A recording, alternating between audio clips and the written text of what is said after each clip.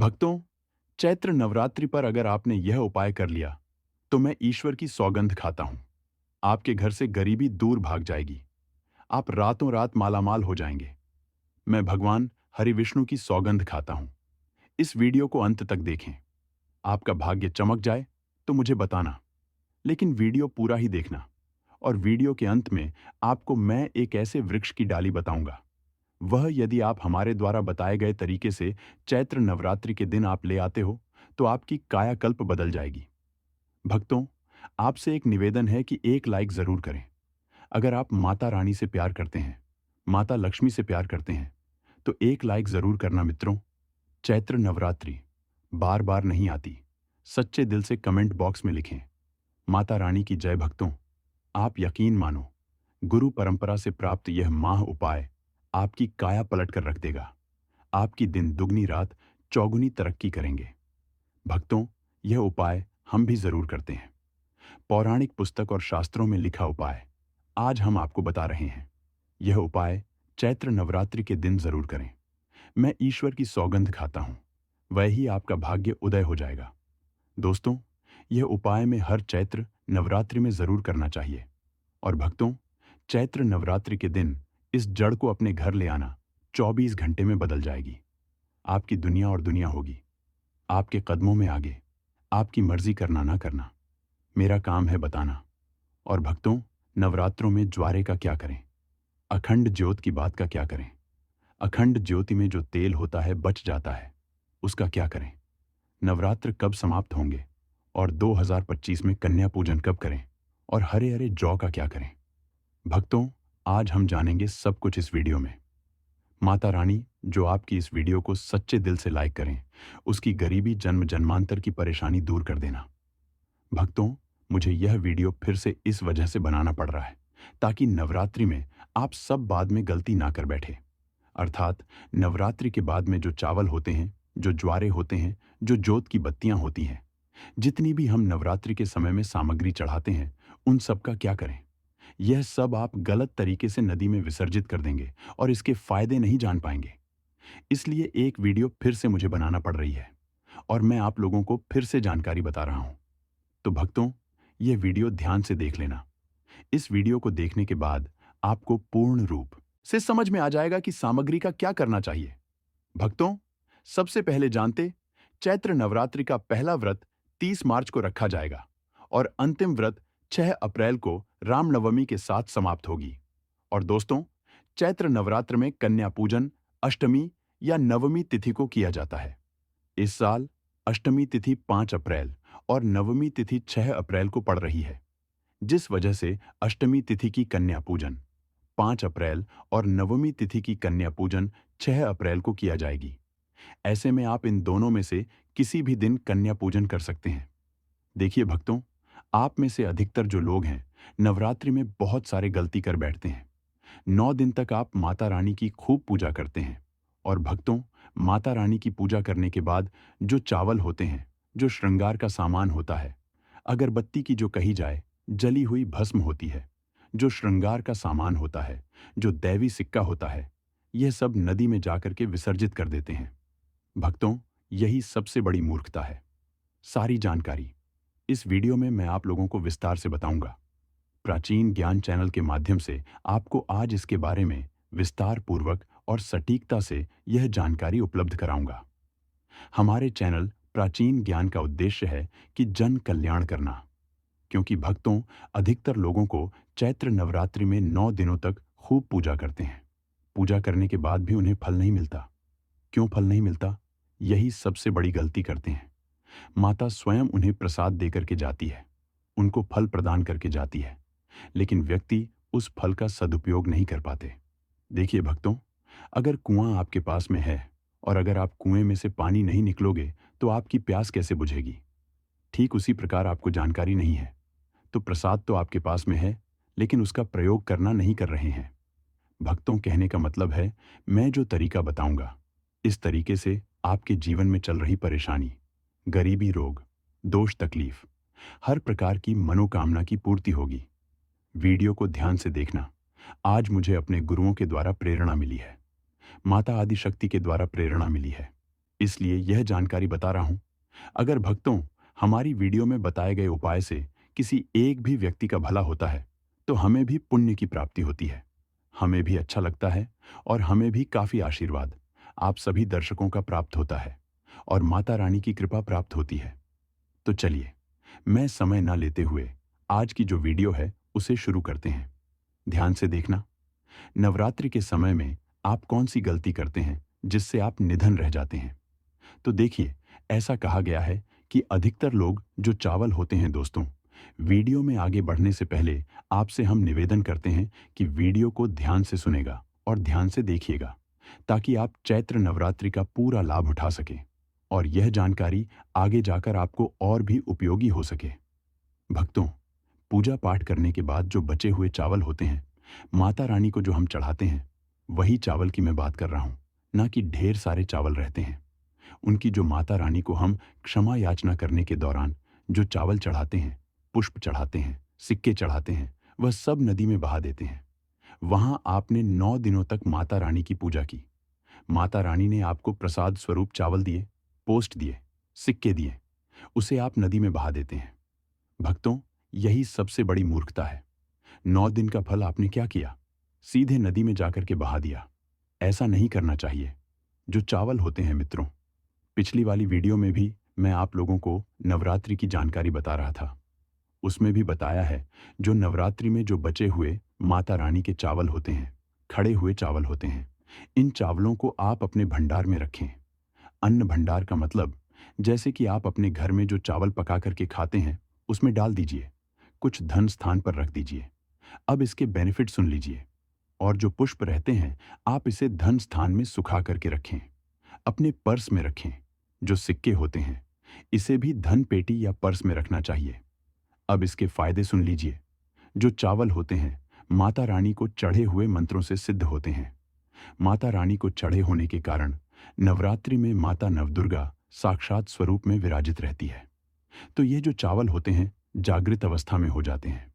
यदि भक्तों, आप इस प्रकार के चावल को आप खाते हैं, तो आपके शरीर में, दोस्तों, आपको चावल एक साथ नहीं खाने हैं। आपके घर पर कभी भी चावल बनाएं, तो उसे चावल में 1 या 2 चावल के दाने मिला देने हैं। देखिए दोस्तों, इसे होता क्या है कि आपके शरीर में इस चावल को खाने के बाद रोग दोष भी आदि किसी भी प्रकार की जो आपके शरीर में कष्ट है, शारीरिक पीड़ा है, मानसिक पीड़ा है, वह दूर हो जाती है। और भक्तों, माता रानी की आपको कृपा प्राप्त होती है। माता रानी की कृपा से शरीर में एक ऐसी ऊर्जा उत्पन्न होती है, जिस ऊर्जा से आप अपने आप को स्वस्थ करते हैं। और आप जहां भी चले जाइए, जिस भी कार्य को करिए, वह कार्य आपका सफल होता है। और भक्तों, आपको एक बात और बता दूं कि कभी भी इन चावलों को थोड़ा सा खाते हैं, आपका पेट भर जाता है, यानी कि इसमें तृप्ति जल्दी मिलती है और आपके घर में कभी भी अन्न की कमी नहीं रहेगी। आप में से अधिकतर जो भक्त हैं, माता रानी को श्रृंगार का सामान जरूर चढ़ाते हैं और श्रृंगार का सामान चढ़ाने के बाद इसे आप लोग नदी में बहा देते हैं या फिर अन्य को दे देते होंगे। तो ऐसा आपको नहीं करना है। जो श्रृंगार का सामान आप चढ़ाते हैं, माता रानी के लिए 9 दिन के बाद इस श्रृंगार के सामान को आपके घर की जो शादीशुदा महिलाएं हैं, उन्हें देना चाहिए। इससे क्या बेनिफिट होता है? इससे अखंड सौभाग्य की प्राप्ति होती है। जब तक वह माता बहनें श्रृंगार करेंगे, जो भी माता रानी को चढ़ा हुआ आपने दिया, श्रृंगार करेंगे, तब तक अगर साक्षात स्वयं काल भी उनके पास आ जाए, उनके पति को ले जाने के लिए, मृत्यु के घाट उतारने के लिए, तो उनका बाल भी बांका नहीं कर पाएगा। इससे उसे स्त्री को अखंड सौभाग्यवती की प्राप्ति होती है। महिलाएं घर की साक्षात लक्ष्मी होती हैं। इसीलिए भक्तों, विशेषकर ध्यान रखें कि जो बचा हुआ माता रानी को चढ़ाया गया श्रृंगार का सामान होता है, माता बहनों को देना चाहिए। अब इधर मैं आप लोगों को बताना चाहूंगा, आप में से अधिकतर भक्त जो जोत का बचा हुआ तेल होता है, इसे क्या करते हैं? नदी में विसर्जित कर देते हैं। सबसे बड़ी यही गलती है। जो जोत का बचा तेल होता है, वह चैत्र नवरात्रि में जो जोत आप लोग जलाते हैं, तो क्या होता है, 9 दिन तक जोत जलने के कारण जोत में जो तेल बचा हुआ होता है, जागृत अवस्था में होता है। और भक्तों, जागृत चीज ही अपना पूर्ण से प्रभाव दिखाती है। आपने देखा होगा, सभी मूर्तियों की पूजा नहीं होती। जब कुम्हार मूर्ति बनाता है या फिर पत्थर वाले जो कारीगर मूर्ति बनाते हैं, तो उस मूर्ति की पूजा नहीं होती। उसी मूर्ति की पूजा होती है जिसकी प्राण प्रतिष्ठा हो। तो भक्तों, कहने का मतलब है कि ज्योति का जो बचा हुआ तेल होता है, जो जलने के कारण जागृत अवस्था में हो जाती है।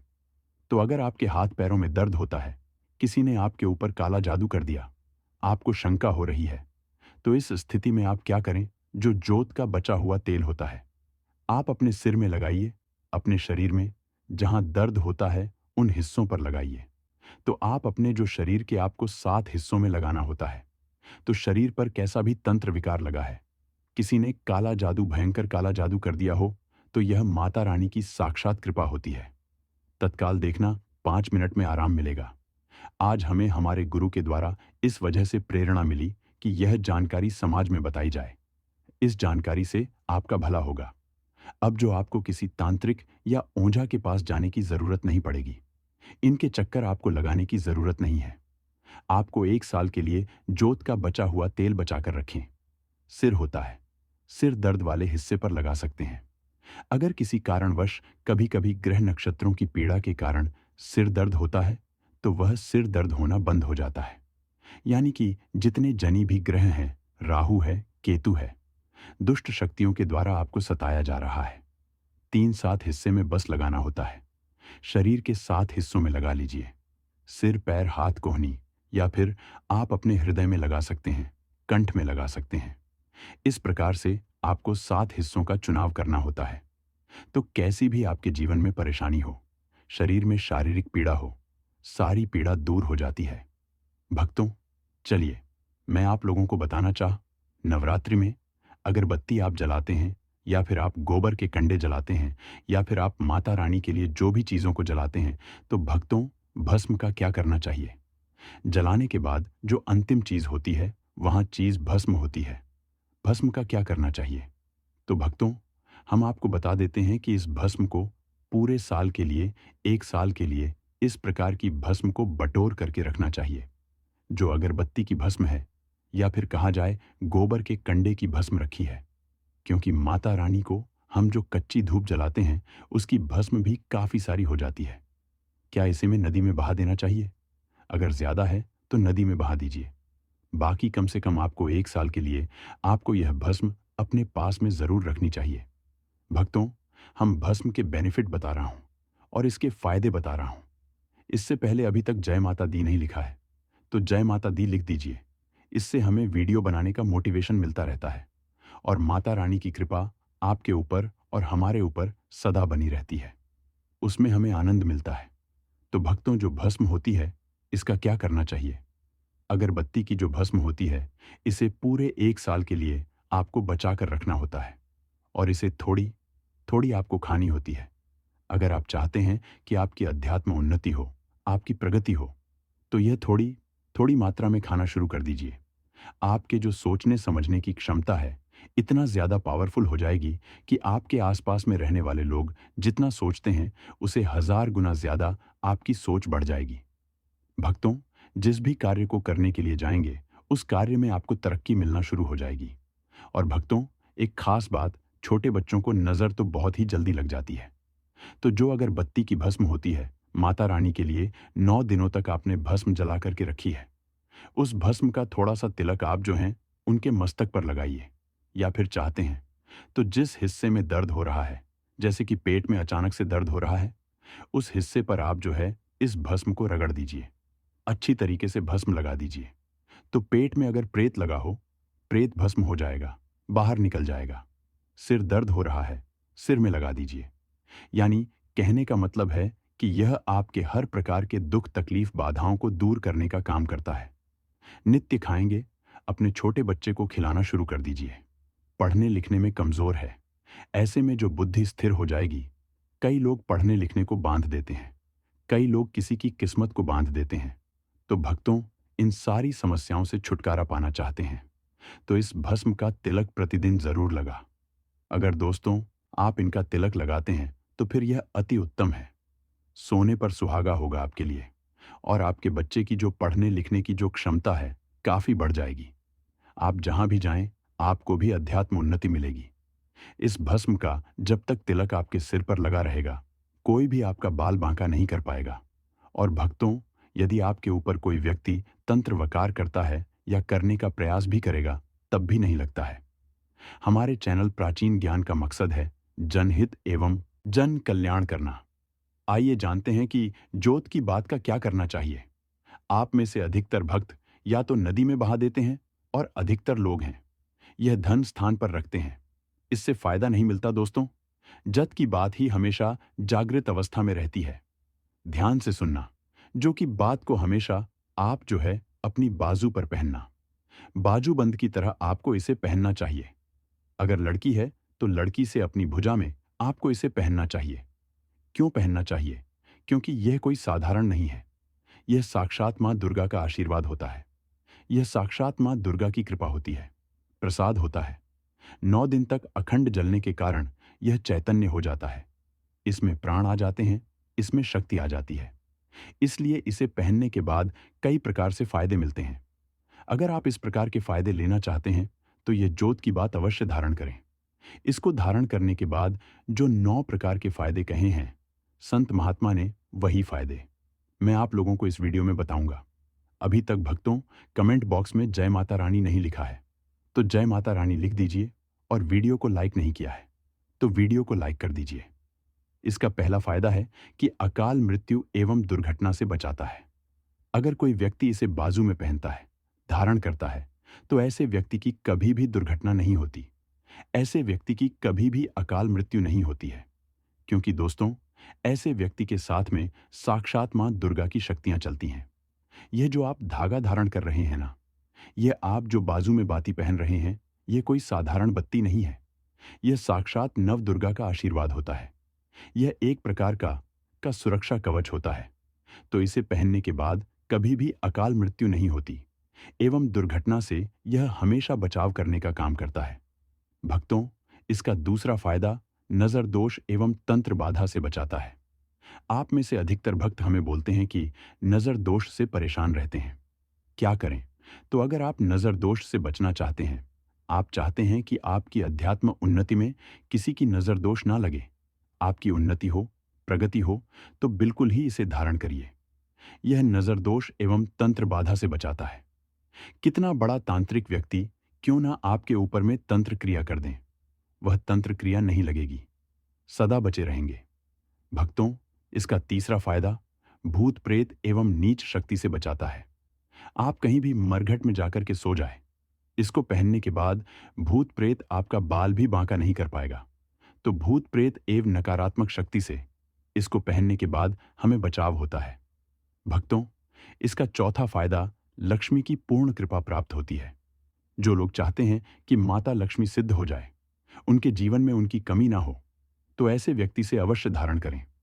लक्ष्मी माता की पुण्य कृपा प्राप्त होती है एवं नव दुर्गा का आशीर्वाद भी मिलता है। इसका अगला फायदा दैहिक और भौतिक सुखों की प्राप्ति होती। इसको धारण करने के बाद जो लोग दैहिक सुख प्राप्त करना चाहते हैं, दैविक सुख प्राप्त करना चाहते हैं, भौतिक सुखों की प्राप्ति करना चाहते हैं, ऐसे व्यक्ति को इसे अवश्य धारण करना चाहिए। इसका छठा फायदा मनोवांछित कार्य सफल होता है। आपने लंबे समय से जो मन वांछित कार्य सोच करके रखा है, वह सफल नहीं हो पा रहा है, तो इसको धारण करने के बाद मनोवांछित कार्य सफल होना शुरू हो जाता है। भक्तों, इसका अगला फायदा इच्छित नौकरी की प्राप्ति होती है। तो इसको धारण करने के बाद इच्छित नौकरी की प्राप्ति होती है। इसका 8वां फायदा दैविक सिद्धि की प्राप्ति होती है। 9वां फायदा मां दुर्गा आपके शरीर में हमेशा अंश रूप में विराजमान रहती है। जब तक आप इसे धारण करेंगे, तब तक मां दुर्गा अंश रूप में आपके शरीर में विराजमान रहेंगे। और जाहिर सी बात है, जिनके शरीर में नव दुर्गा वास कर जाएं, ऐसे व्यक्ति के जी में अन्न धन एवं किसी भी प्रकार की वस्तु का अभाव नहीं होता। भक्तों, देवी दुर्गा के स्वरूप में किसी भी देवी की तुलना में आप महागौरी की पूजा करना शुरू कर दीजिए। इनकी पूजा करने से यह तत्काल प्रसन्न होती है। देवी का जो स्वरूप कहा गया है वह है सिद्धिदात्री। मां दुर्गा जी का जो स्वरूप है वह है सिद्धिदात्री। यह सभी प्रकार की सिद्धि को देने वाली है। सिद्धि अर्थात मोक्ष को देने वाली। तो देवी मां का पूजा पाठ करने से सभी प्रकार की सिद्धि की प्राप्ति होती है, सभी प्रकार की कामना की पूर्ति होती है। इसीलिए नवरात्रि के 9वें दिन इनकी पूजा से असंभव कार्य को भी संभव कर सकते हैं। इसलिए अधिकतर जितनी भी जातक है, साधक हैं, सिद्धि प्राप्त करने वाले साधक माँ सिद्धिदात्री की पूजा करते हैं। और माँ कभी भी, चाहे असुर हो, चाहे मानव हो, चाहे दानव हो, चाहे कोई भी हो, ना भी उत्तम साध धूप क्यों ना हो, किसी पर यह भेदभाव नहीं करती, सभी को यह सिद्धि प्रदान करती है। इनका जो बीज मंत्र है, सिद्धिदात्री नमः। आप में से अधिकतर दर्शक हमें कमेंट करते हैं कि गुरुजी, हमें सिद्धि की प्राप्ति करने के लिए क्या करना चाहिए। तो अगर आप सिद्धि प्राप्त करना चाहते हैं तो माँ सिद्धिदात्री की आराधना करना शुरू कर दें। और जो बीज मंत्र बताया है, इस बीज मंत्र का जितना ज्यादा हो सके करें। इस बीज मंत्र का जाप करने से आपको 8 प्रकार की सिद्धि और 9 प्रकार के निधि की प्राप्ति होती है।